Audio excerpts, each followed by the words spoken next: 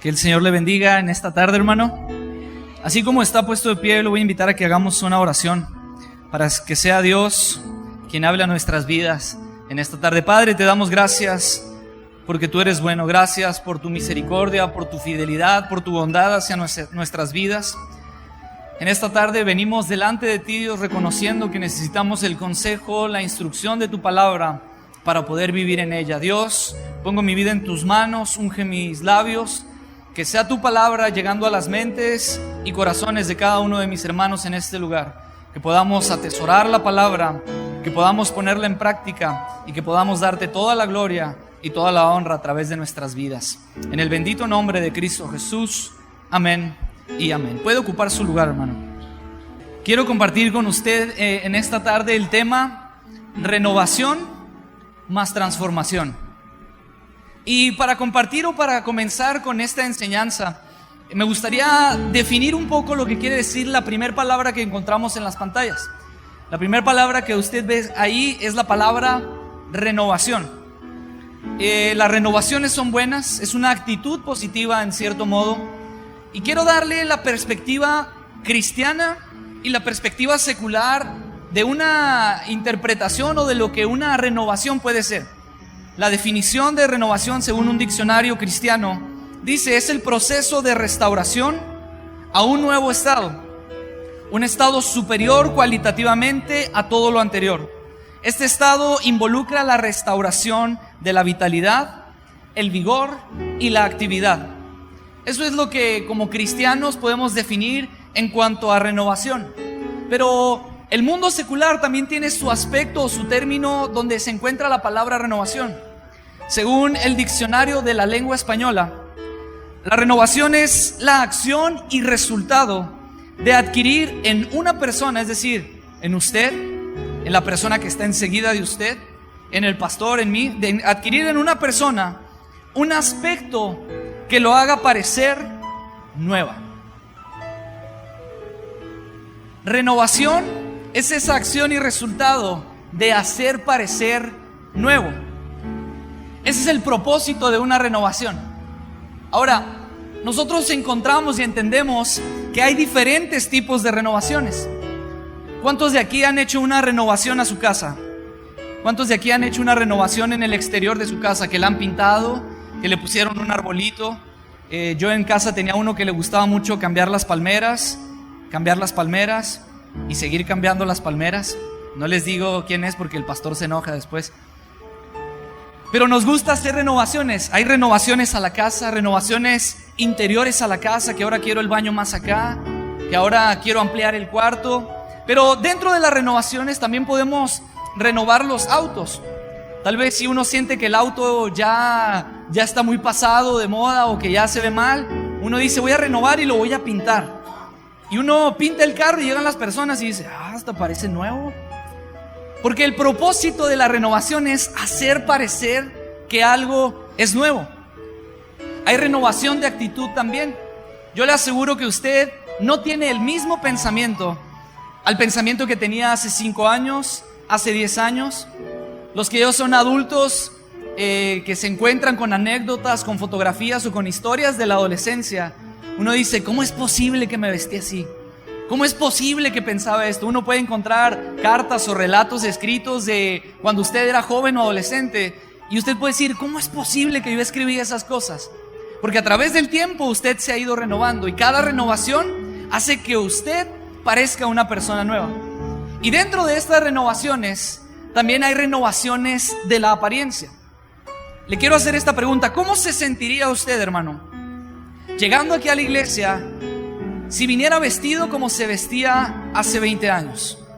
Imagínese un poco, vaya en retrospectiva. Imagínese su propia vida llegando aquí a la iglesia, vestido como se vestía hace 15 años, hace 5 años. Tal vez usted llegaría y todos se le quedarían viendo raro porque no está renovado en cuanto a la moda o en cuanto al pensamiento actual de las personas. Y mientras analizaba estas notas y Dios me llevaba para realizar este estudio y esta predicación, se me ocurrió una idea y le pedí un grande favor a Zaret si me ayudaba a encontrar algunas fotografías de nuestro pastor en retrospectiva.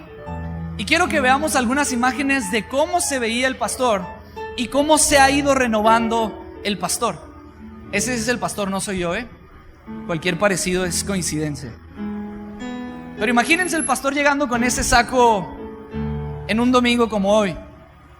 Tenemos otra imagen, con su chalequito, con su pelo afro.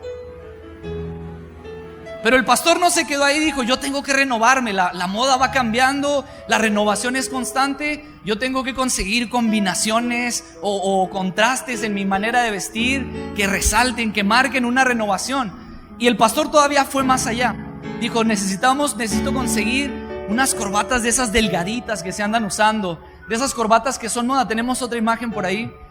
Y él dijo: me voy a conseguir una corbata delgadita para renovarme, para que las personas que me vean que estoy a la moda. Unos lentes que me hagan ver mejor, o que pueda ver el mundo de una perspectiva distinta. Y vaya que podía ver el mundo con esos lentes. Y el pastor se ha ido renovando. No es la misma persona que hace 20 años, que hace 30 años. Y la renovación lo ha ido ayudando, lo ha ido mejorando. Hay otra imagen dentro del ministerio, dentro del pensamiento. Yo le aseguro que la predicación del pastor que usted pueda escuchar el próximo domingo, que escuchó el domingo pasado, no tiene nada que ver o no se parece mucho a las predicaciones de hace 20 años, de hace 30 años. Porque el pastor se ha ido renovando. Ha ido renovando esa actitud, ha ido renovando ese pensamiento y ha ido renovando esa apariencia. Míralo ahora. Guapo, como el hijo. Y en esa actitud de renovación, ¿cómo se sentiría usted llegando a un lugar donde usted no se siente renovado? Donde usted siente que el pensamiento no lo ha llevado, que su manera de vestirse, de comportarse, no es la adecuada y no es la apropiada. Estamos hablando de renovación, pero estamos hablando de una renovación más una transformación. El apóstol Pablo, hermano, siempre considerado o catalogado en ese interés por el carácter del cristiano. Todas las cartas, todas las epístolas que Pablo escribía iban con este enfoque o con esta característica distintiva de Pablo. Él quería mostrar y que las personas que decidían aceptar a Cristo en su corazón lograran adquirir el carácter de Cristo, el peso del carácter de Cristo manifiesto en sus vidas, para que conforme ellos avanzaban, las personas alrededor pudieran ver y entender que realmente esas personas eran cristianas, que realmente esas personas habían hecho una determinación de seguir a Cristo. El pastor comentaba el grande gozo que sentimos y que tenemos como iglesia de haber realizado los bautismos el día de ayer.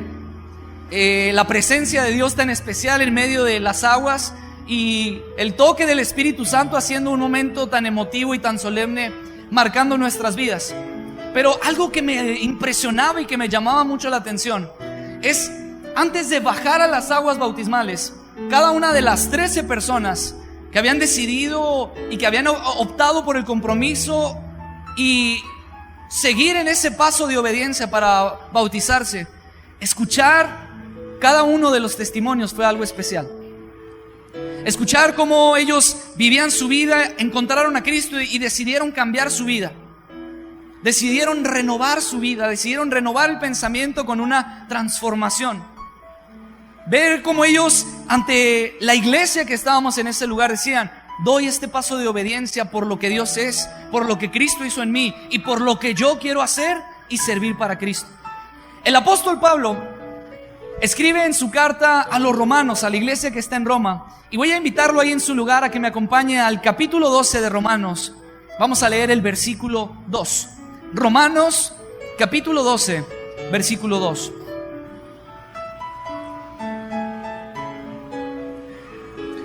Dice la palabra de Dios: no os conforméis a este siglo, sino transformaos por medio de la renovación de vuestro entendimiento, para que comprobéis cuál sea la buena voluntad de Dios, que es agradable y perfecta. Quiero leerlo nuevamente.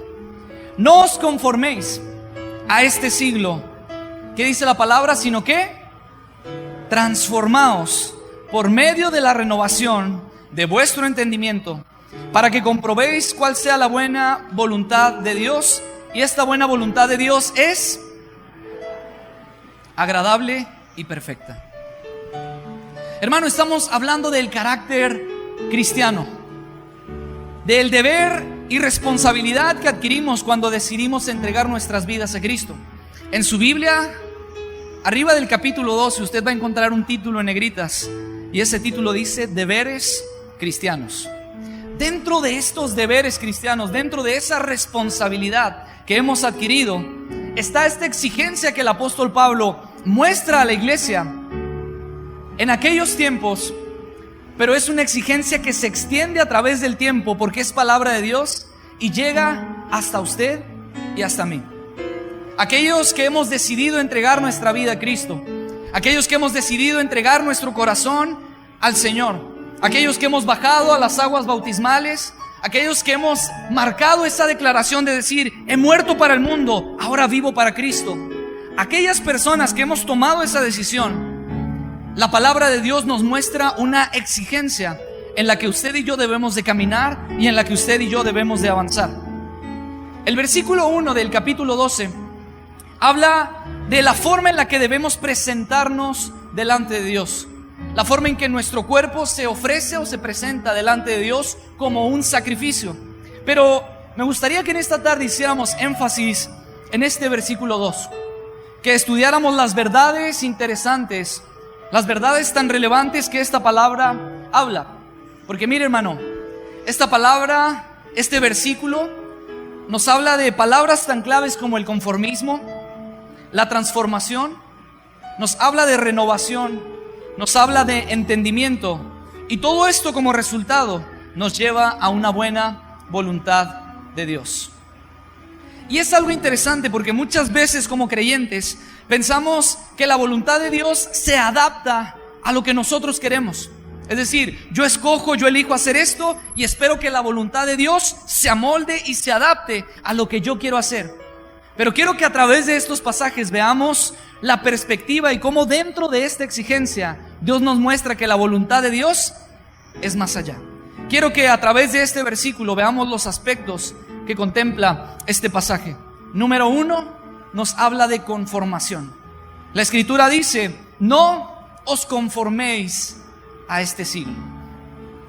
Cuando la palabra de Dios y Pablo escribe esta palabra, conformismo, hermano, no se refiere a esa actitud de conformarse.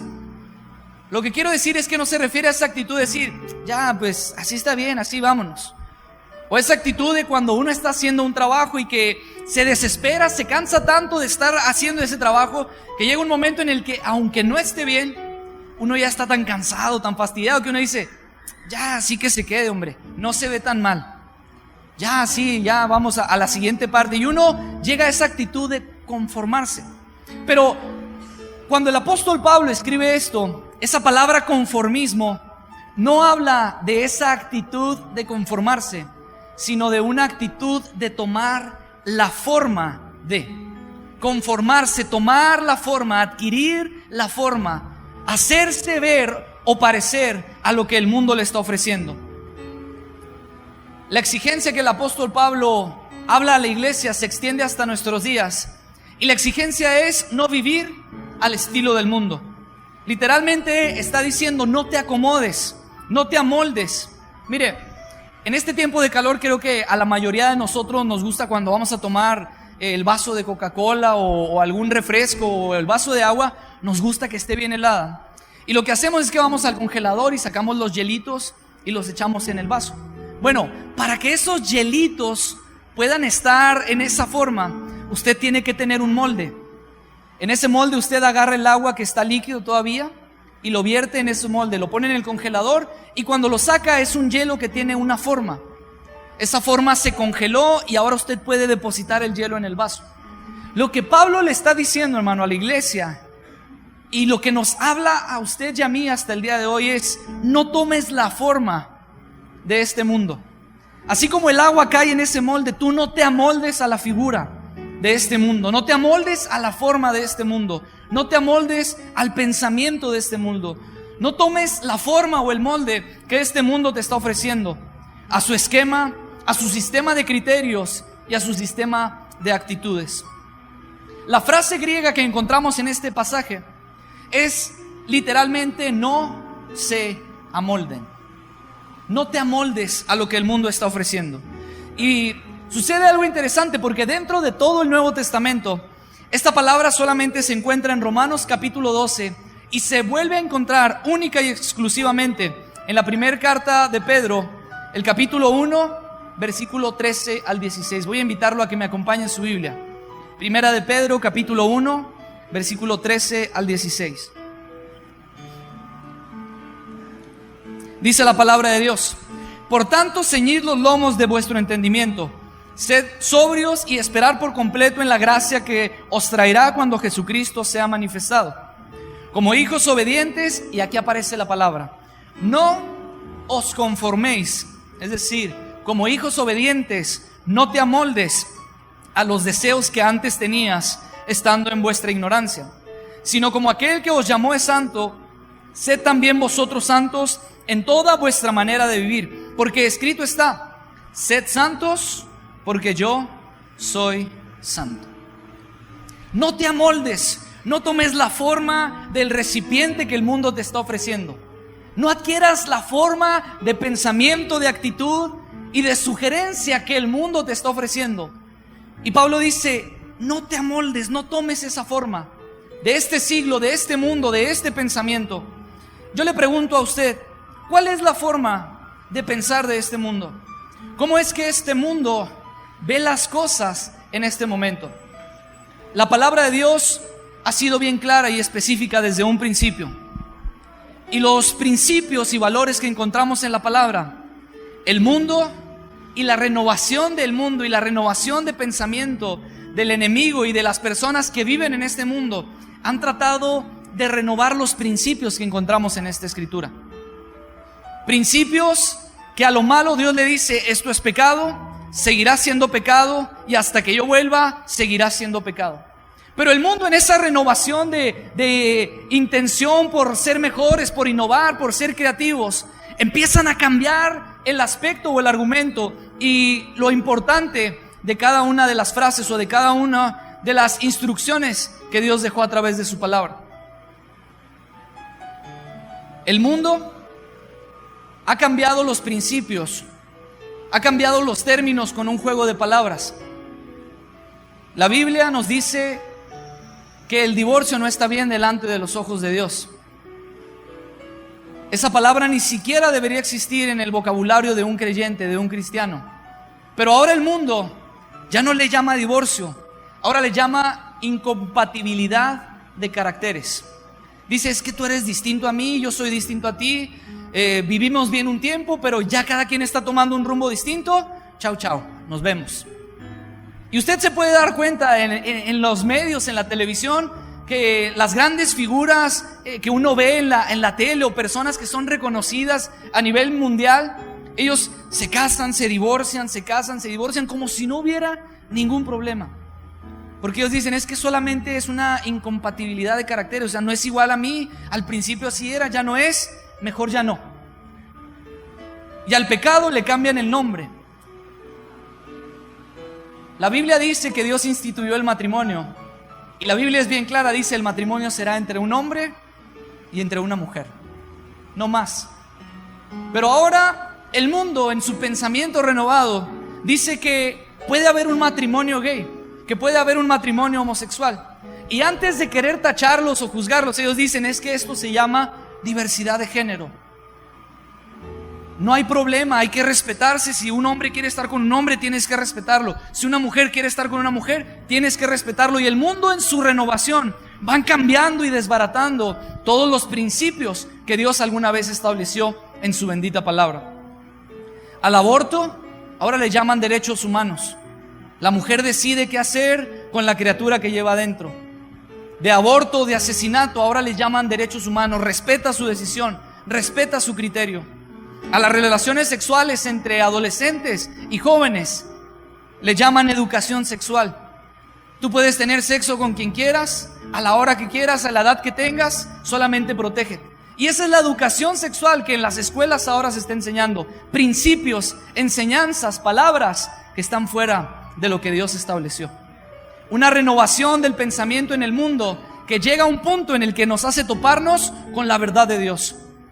Pero sucede algo interesante. Desde el tiempo de los profetas, Isaías escribió lo siguiente: ay de los que a lo malo dicen bueno y a lo bueno malo, que hacen de la luz tinieblas y de las tinieblas luz, que ponen lo amargo por lo dulce y lo dulce por lo amargo. El mundo va a tratar de que nosotros, como iglesia de Cristo, nos amoldemos al pensamiento que ellos tienen. Y lo triste de ello es que muchos lo están logrando. Es triste saber y darse cuenta que hay iglesias aparentemente cristianas que ya están casando a personas del mismo sexo.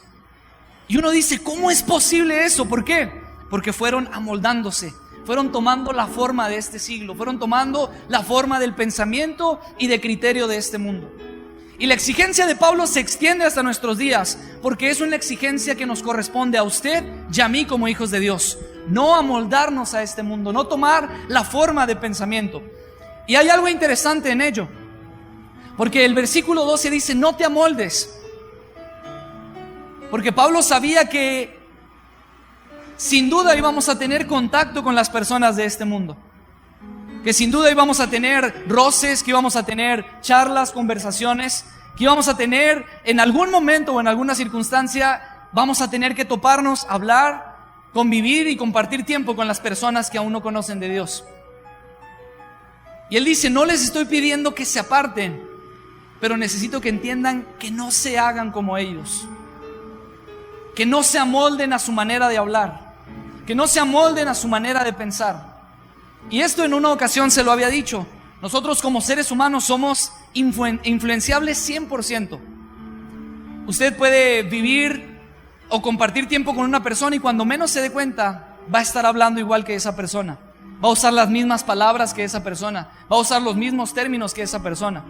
Yo, por ejemplo, ya no digo que está chispeando, ya digo que está chispiteando, porque en Culiacán así dicen, y estar escuchando, uno empieza a cambiar su manera de hablar. Ya no digo que está picoso, digo que está enchiloso. Y todos me pudieran ver raro, pero así dicen en Culiacán. A lo que voy es que uno se adapta, uno empieza a tomar la forma y el molde de las personas con las que más convive.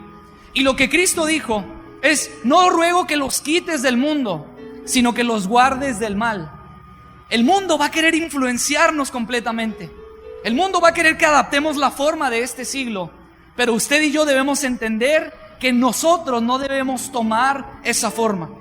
Nosotros debemos vivir una vida distinta, una manera distinta, un pensamiento distinto, un pensamiento que sea el pensamiento de Cristo, una actitud que sea la actitud de Cristo. Cuando el mundo sigue diciéndole a lo malo bueno, nosotros decimos, eso es pecado y eso es pecado. Esa es la actitud y el deber cristiano que usted y yo tenemos como exigencia de haber recibido la salvación de parte de Dios. No te amoldes a este mundo. Y lo interesante es que dice que nuestro estilo de vida no debe ser igual a quienes no conocen a Cristo. En lugar de ser conformados o tomar la forma al patrón del mundo, nosotros debemos ser transformados. Veamos cuáles son los aspectos que contempla este pasaje. Número 2, la transformación. La Biblia dice, no os conforméis a este siglo, sino transformaos. Renovación más transformación.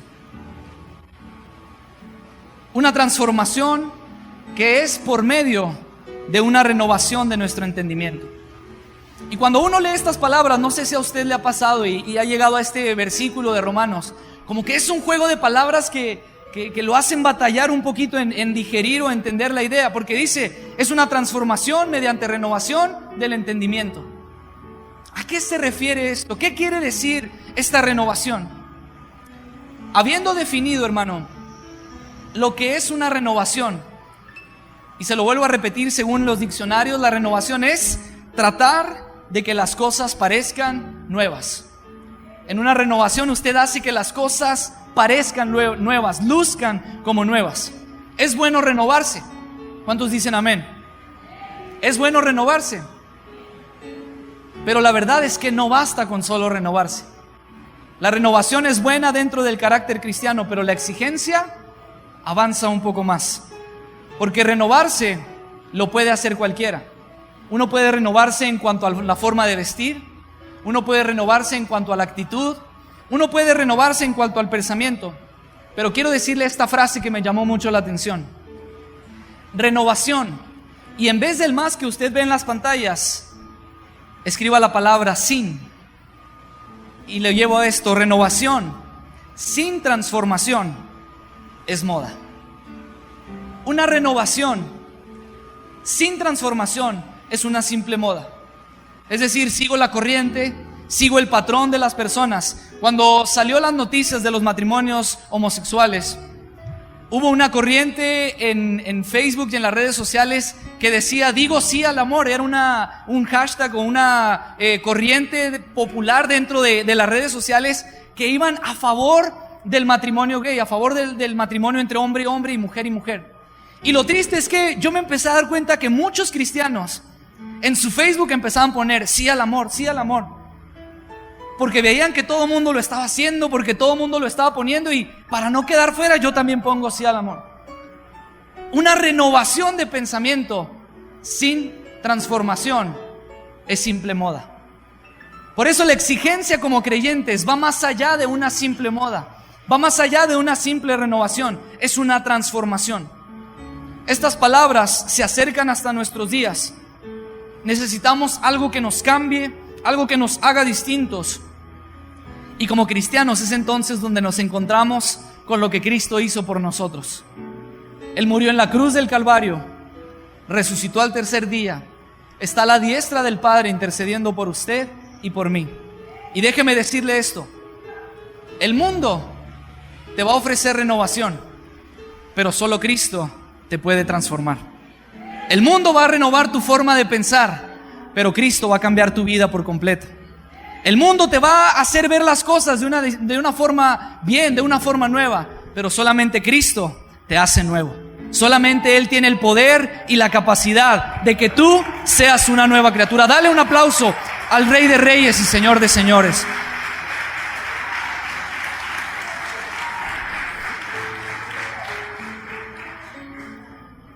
Renovar es hacer parecer nuevo. Satanás es padre de mentira.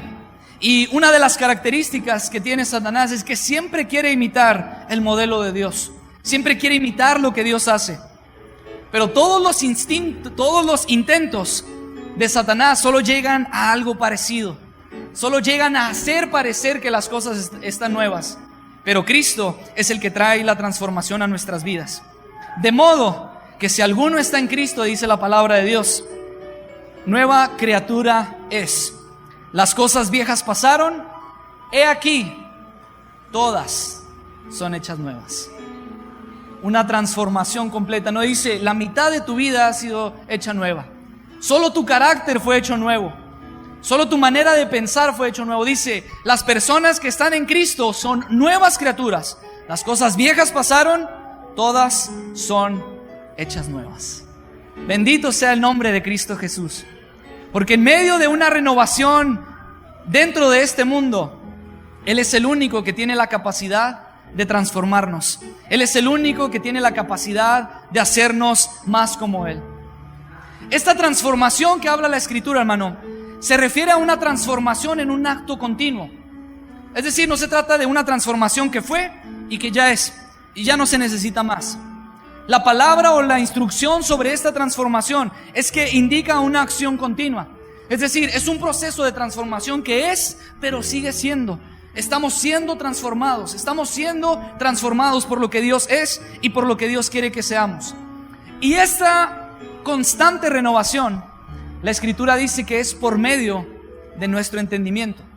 Ahora, nuestro entendimiento es distinto al entendimiento del mundo, porque usted y yo tenemos al Espíritu Santo dentro de nosotros. Y el Espíritu Santo es el que nos lleva a ese pensamiento que va en contra de todo lo malo que el mundo dice que es bueno. Y ese pensamiento es el que nos acerca a Dios. Ahora, quiero que en su Biblia vaya a la segunda carta de Corintios, el capítulo 3, verso 18. Segunda de Corintios 3, 18.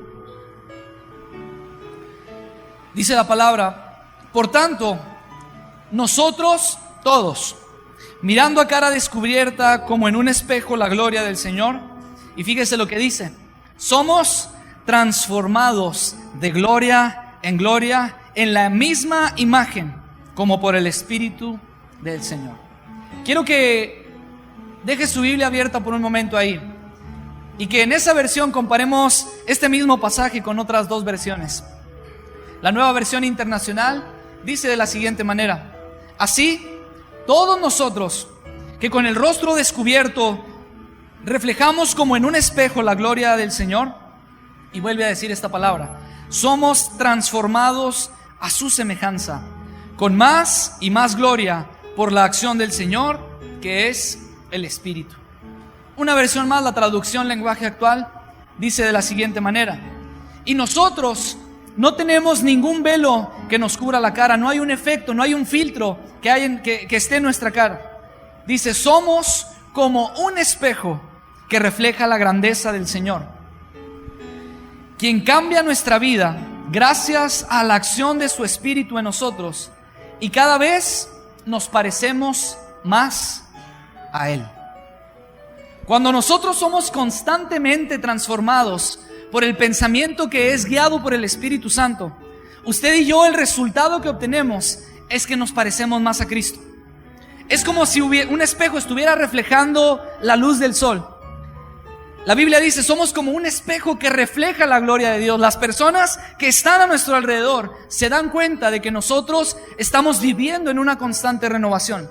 Y esto sucede cuando el Espíritu Santo nos lleva a renovarnos en el pensamiento. Tal vez a ti te ha pasado esto.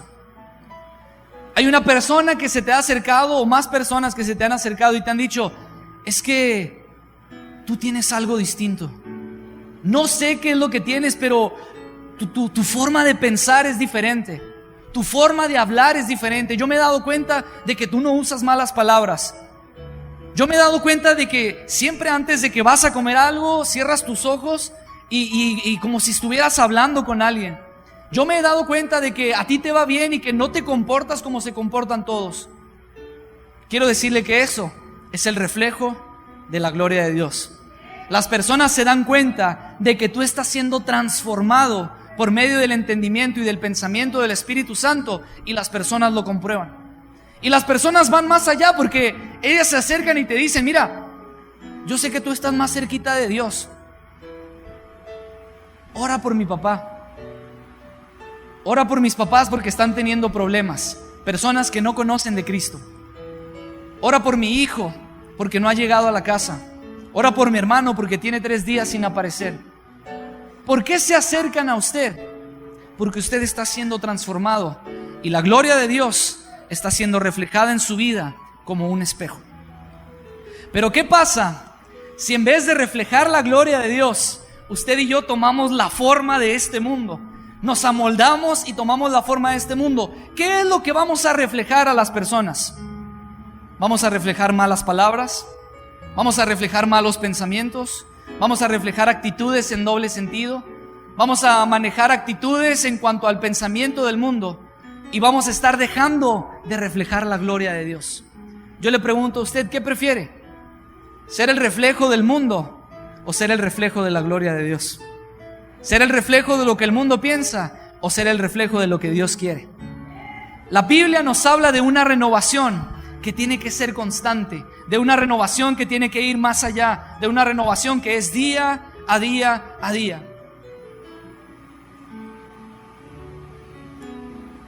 Por eso, una renovación como creyentes no basta. La renovación es buena, pero como cristianos necesitamos una renovación más transformación. Y solamente Cristo puede cambiar y transformar nuestras vidas y guiarnos a través de su Espíritu Santo. Veamos cuáles son los aspectos que contempla este pasaje. El tercero y último de ellos, la comprobación.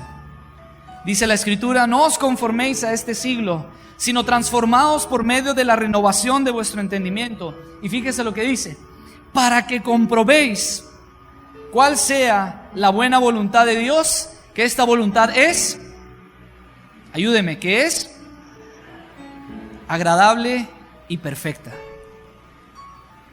Esta palabra, comprobar, viene del griego domikazo, que significa examinar, que significa discernir.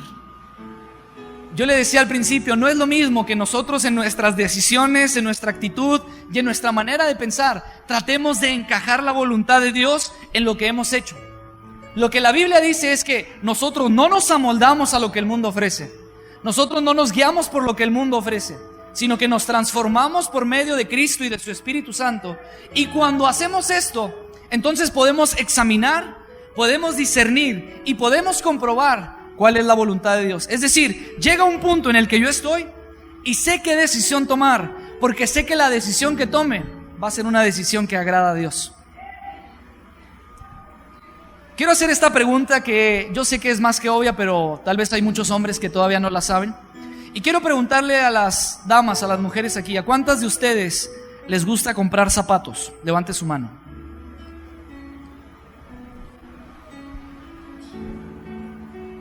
Es una característica de todas las mujeres. Si usted es mujer y no le gusta comprar zapatos, las mujeres van a orar por usted ahorita al final del culto. Pero sucede algo. Sus papás, su esposo le dice, mira, en esta ocasión solamente te puedo comprar un par de zapatos. Y las mujeres, no. Y entran en esa actitud porque llegan a la tienda y curiosamente cuando solo pueden comprar unos zapatos, encuentran dos zapatos que cautivan su vista. Y ven los dos pares de zapatos y están en esa decisión de decir, y voltean a ver al marido como, dos. Y el marido dice, unos.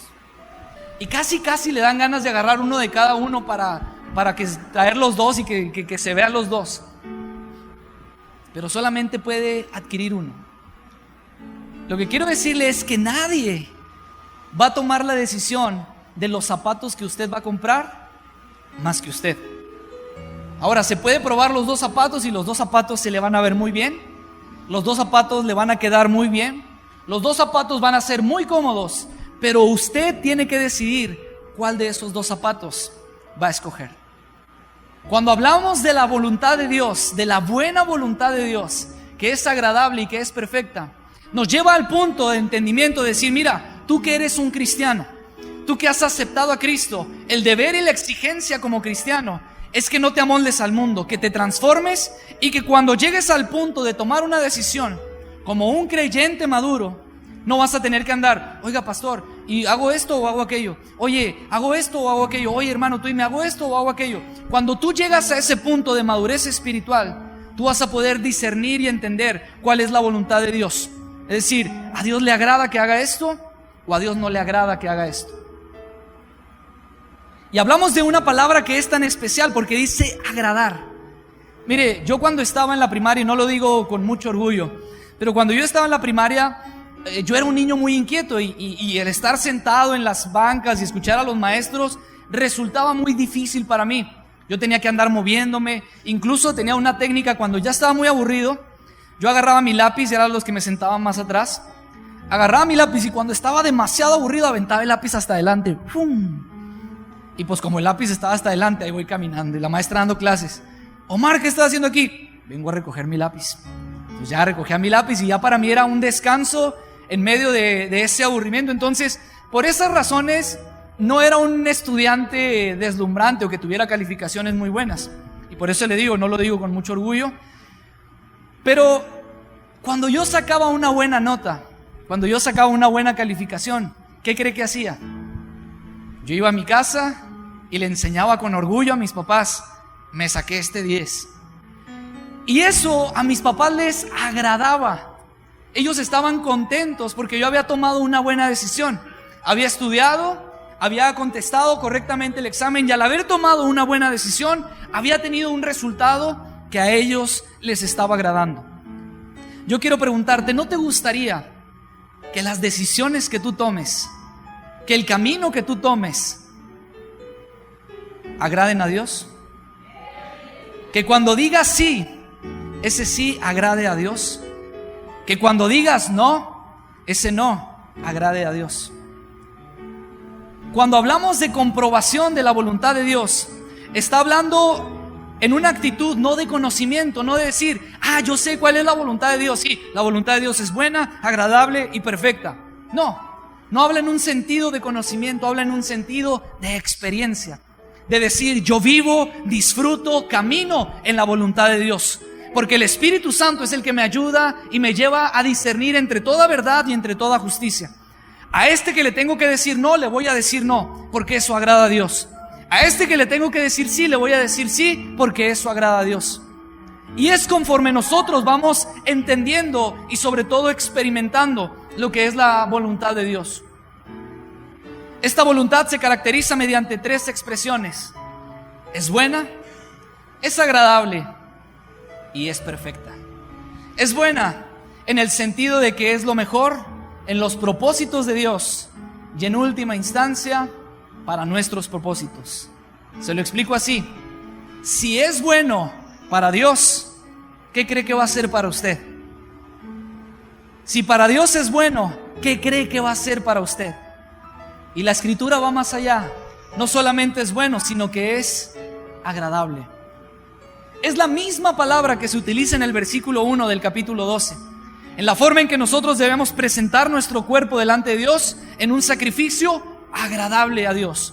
Pero cuando nosotros, fíjese la contraparte, cuando nosotros ofrecemos nuestra vida en sacrificio agradable, pero cuando nosotros tomamos las decisiones dentro de la voluntad de Dios, eso es algo que es agradable para Dios. Él dice, yo me agrado con tu respuesta. Yo me agrado que le hayas dicho que no. Yo me agrado de que le hayas dicho que sí. Y muchos de nosotros por tiempo nos peleamos con Dios y no queremos entender o caminar en su voluntad perfecta. Pero precisamente esa es la tercera característica de la voluntad de Dios. Es perfecta porque Dios nunca se equivoca. Lo que Él hace en nuestras vidas es perfecto. Lo que Él permite que ocurra en nuestras vidas es perfecto. Por más inentendible e inexplicable que sea la situación, lo que Dios está haciendo, si tú tuviste tu respuesta dentro de la voluntad de Dios, eso es perfecto. El resultado va a ser perfecto. Lo que Dios va a hacer en ti será perfecto. Y la obra que comenzó en ti, Él la va a perfeccionar hasta el día de Jesucristo. Quiero invitarlos a que se pongan de pie en esta tarde.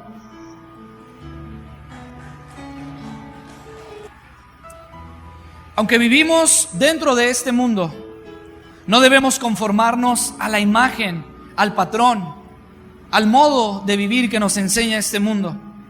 Somos distintos. Somos ese espejo que refleja la gloria de Dios. Entonces debemos revelarlo, reflejarlo a quienes están a nuestro alrededor. Si nos conformamos, si nos adaptamos, si tomamos la forma de este mundo, nadie verá algo en nosotros que valga la pena. Nadie verá algo en nosotros digno de imitarse. Nadie verá algo en nosotros que cambie la diferencia en sus vidas, que cambie la diferencia en su manera de pensar.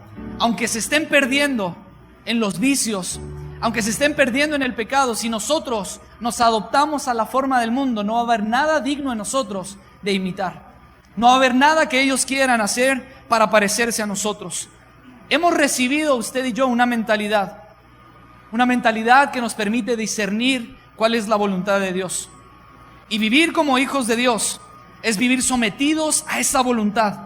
Y esa es la única clase de vida que vale la pena vivirse. Si vale la pena vivir, hermano, es vivir bajo la voluntad de Dios.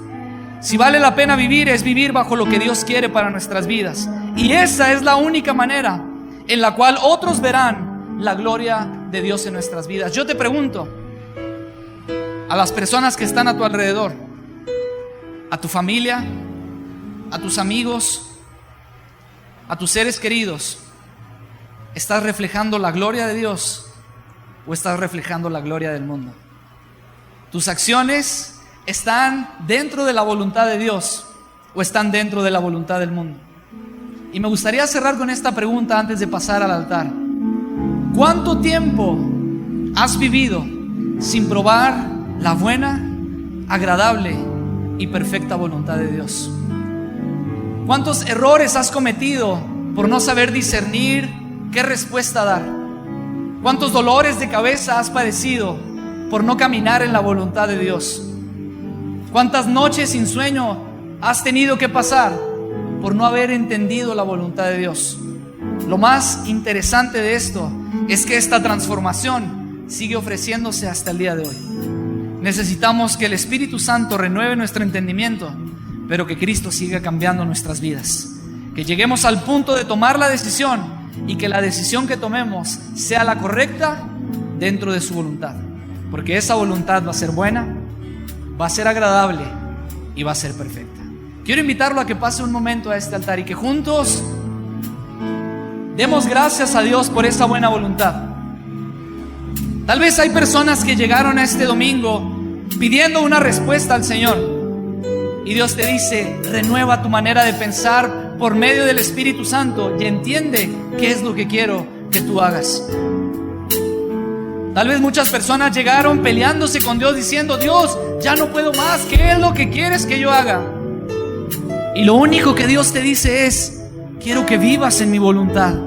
Si has sufrido es porque has querido, porque lo que yo tengo para ti es bueno, es agradable y es perfecto. Oh bendito Padre Celestial, estamos delante de tu presencia en esta tarde, reconociendo que necesitamos